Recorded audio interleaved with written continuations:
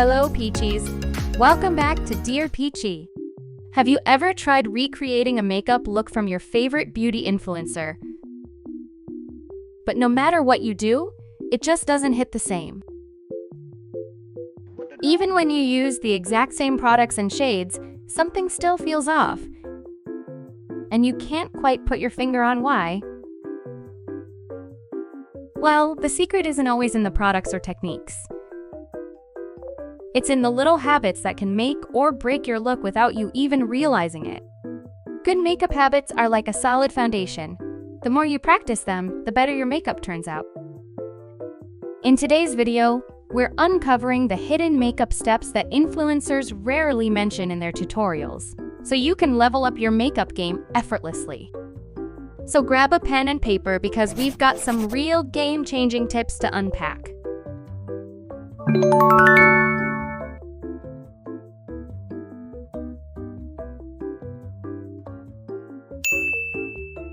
Hair plays a huge role in pulling together your whole look. But let's be real, sometimes we're short on time or just don't have the right tools to style it. Usually, we push our hair back with clips or headbands. But after a while, that just leaves it looking flat and lifeless, totally not matching the vibe of our makeup. But don't worry, the Xiao Hong Shu girlies have cracked the code on a quick and effortless fix. All you need are some metal silver clips, the kind used in professional hairstyling, and a good setting spray. And that's it.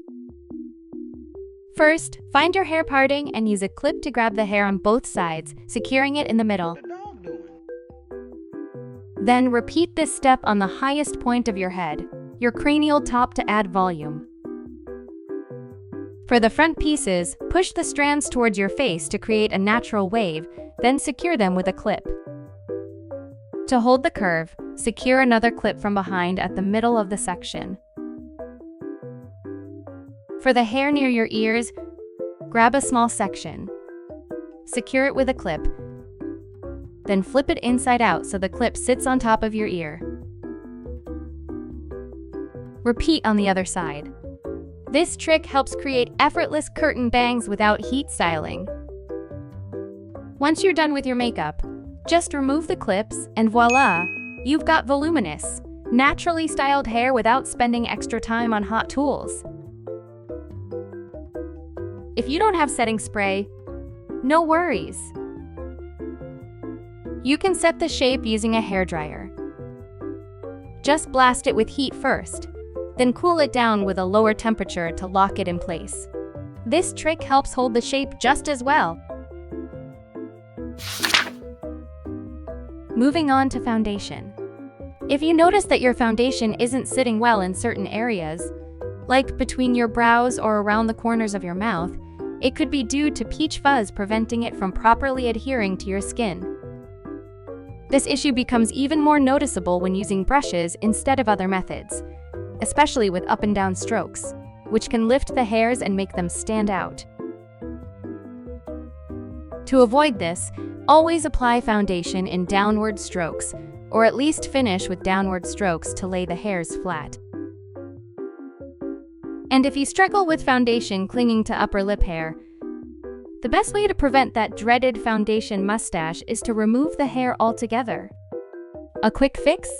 Shave those areas when you're shaping your brows or during your exfoliation routine. If your budget allows, you can even opt for laser hair removal for a longer-lasting, low-maintenance solution. If you're shaving it yourself, be careful. Make sure to moisturize your skin with a good lotion both before and after shaving to keep it smooth and irritation-free. Besides that, the cleanliness of your makeup applicators plays a big role in how your makeup turns out. Using dirty brushes, puffs, or sponges can lead to patchy application, product buildup, and even breakouts. If you're unsure when to clean them, try black-colored beauty blenders or cushion puffs. The contrast makes it easy to see the dirt and product buildup. Just compare a brand new puff with one that's been used 2 to 3 times. You'll notice the difference instantly. A good rule of thumb: Keep 3 puffs on rotation, using each up to 2 to 3 times, then wash them all at the end of the week. The same applies to powder puffs used for loose powder, matte highlighter, or blush. Since product accumulates between the fibers, it can cause uneven, clumpy application on your skin. Regular cleaning not only removes excess product and dust, but also eliminates bacteria that could harm your skin. Once you apply makeup with a freshly cleaned brush or puff, you'll definitely see and feel the difference. Struggling to conceal dark circles? You've applied concealer, set your base with loose powder, and yet those dark circles still peek through. At this point, adding more cream concealer won't work since it won't sit well on top of the powder. Here's a simple hack to fix it. Instead of reaching for more liquid or cream products, try using a compact powder with some concealing power, or even a matte eyeshadow or highlighter that's 1 shade lighter than your skin tone. Take a small eyeshadow brush, pick up a bit of the powder, and gently swipe it along the tear trough to brighten the area. Work in thin layers, building up the coverage gradually to avoid a dry or patchy look. If your dark circles are more prominent and your cream concealer alone isn't giving you enough coverage, you can apply this trick after setting your base for an extra brightening effect. Once you're done, compare both eyes and you'll notice the difference. The dark circles will be significantly less visible, giving you a fresher, more awake look. After finishing your base, but before moving on to the next step, take a moment to check your lips. If they're feeling dry or cracked, this is the perfect time to apply a hydrating lip mask. But why wait until now instead of applying it earlier? Lip masks are often thick, gooey, or greasy, and applying them too soon can interfere with your base makeup. When using a brush or puff to apply foundation, there's a high chance they'll touch your lips and accidentally transfer the mask to other areas of your face. This can break down your foundation and leave patches or uneven coverage. To avoid this, some people might try to keep their brush away from the mouth area, but that can lead to an incomplete or uneven base around the lips. The best way to handle this is simple. Finish your base first, let it set, and then apply the lip mask. That way, you can hydrate your lips without worrying about messing up your foundation. By the time you're ready for lip products, your lips will be soft, smooth, and perfectly prepped. We've all heard the saying that eyebrows are sisters, not twins, but sometimes they end up looking more like distant relatives. One might be too low while the other is overly arched, and before we know it, they look completely unrelated. A common mistake is starting with the brow that is easier to fill in, usually the right side, before moving on to the other. By the time we get to the second brow, it becomes a struggle to match them, and the symmetry is lost. Instead, try reversing the process. Begin with the harder brow first, the one that's trickier to shape, and then move on to the easier side. This way, you can balance them out more naturally and avoid ending up with mismatched brows. Another key tip is to avoid getting too fixated on close-up details in the mirror. While precision is important, staring too closely can make you lose sight of the overall shape. Try stepping back or holding your mirror at a distance to assess how your brows sit in relation to your entire face. This will help you achieve a more balanced and harmonious look. There are a few things we might overlook when applying powder makeup products like eyeshadow, contour powder, or blush. Many of us were taught to pick up a lot of product on the brush and then tap off the excess. But there's a better way. We mentioned this trick in our eyeshadow video before. Instead of tapping, try gently rubbing and pressing the bristles onto the back of your hand or a tissue. This helps evenly distribute the product. It can prevent applying too much product and minimizing clumping or difficulty of blending the colors to ensure a more natural and seamless look. The same goes for cream-based products. Before applying them to your face, scrape off the excess from the applicator at the bottle or pat it out on the back of your hand.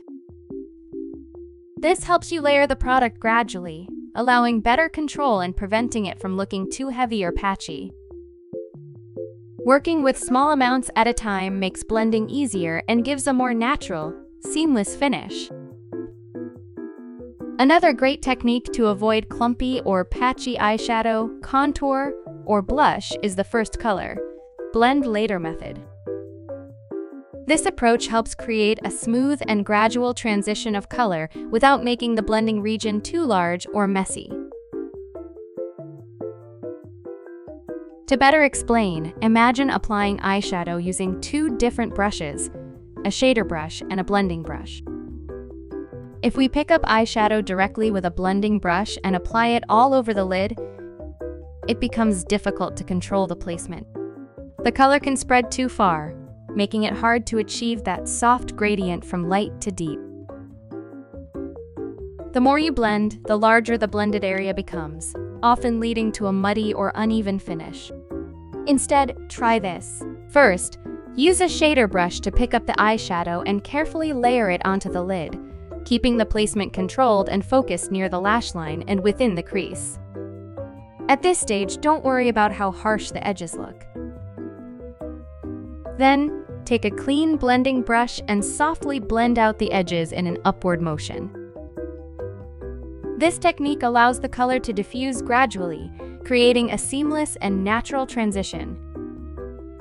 As you can see, you will get a perfectly blended, smooth eyeshadow look that enhances your eyes without looking harsh or overdone. The same theory applies to blush. If you pick up blush with a big, fluffy brush and apply it by sweeping it across your cheeks while blending out the edges, the color can spread too far and become difficult to control. This often results in an overdone or messy look, making the makeup appear unbalanced. A better approach is to use a stippling brush, shader brush, or powder puff with a surface area roughly the size of your eye. Start by picking up a small amount of blush and pressing it onto the specific area of your cheeks where you want the color to be concentrated. Then take a clean, larger, fluffy brush or powder brush to gently blend out the edges. This method keeps the blush placement controlled while still achieving a soft, diffused effect.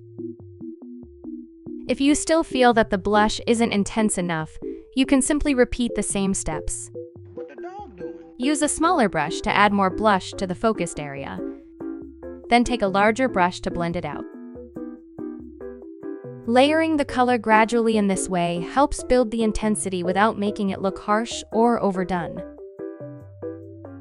This technique also works when filling in the under-eye fat contour.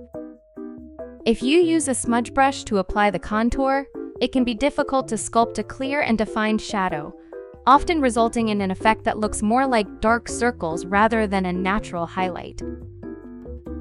Instead, try using a flat, detailing brush to pick up the contour shade and carefully line it along the under-eye fat. This helps define the shape and width of the aiguille salve first before blending.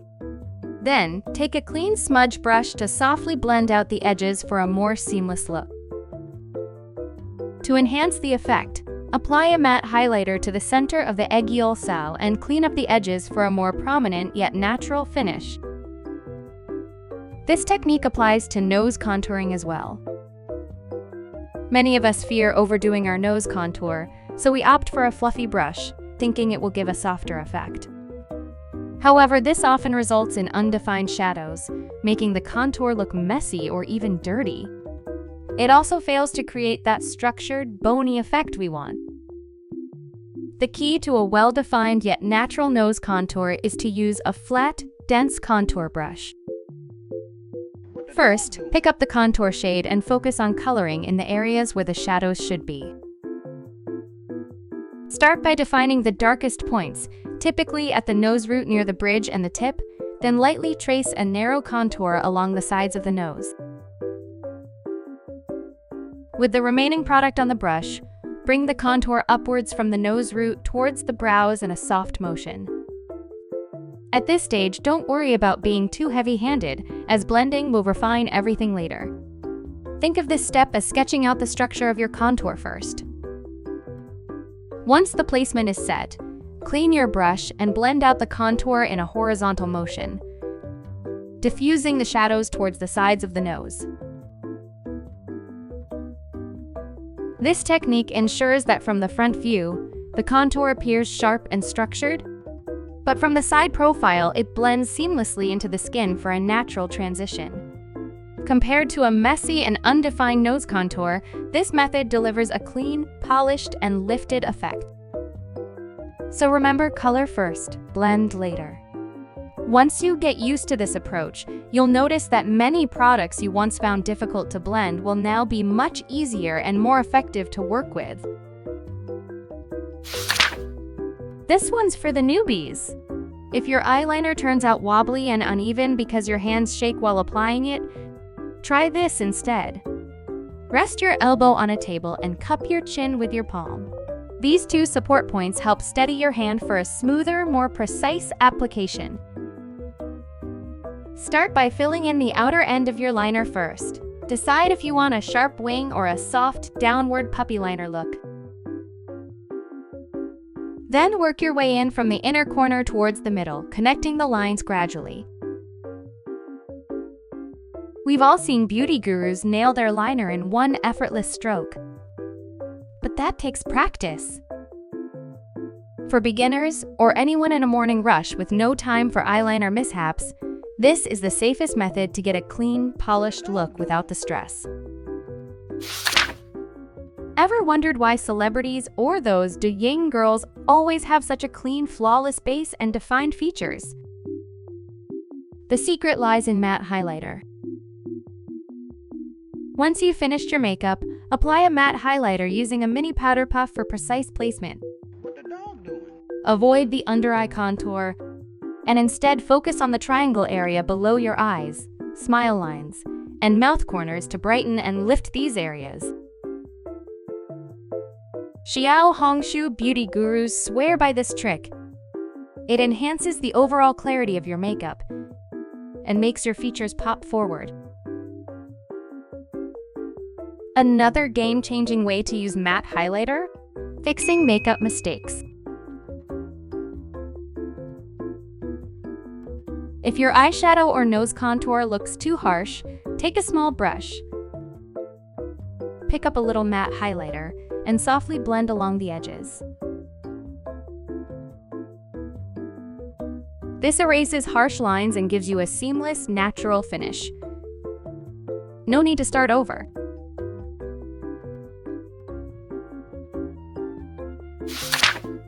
And that wraps up today's tutorial. We hope these tips help us refine your makeup techniques and make your routine smoother and more effortless. Many influencers often cut these steps out from their tutorial videos because they've become second nature to them. But that doesn't mean they aren't important for us to learn. Small adjustments like choosing the right tools, placing our product first before blending, and paying attention to balance can make a huge difference in achieving a flawless, natural look. If you found these tips helpful, let's share your thoughts in the comments. Thank you so much for watching, and we will see you in the next video. Goodbye.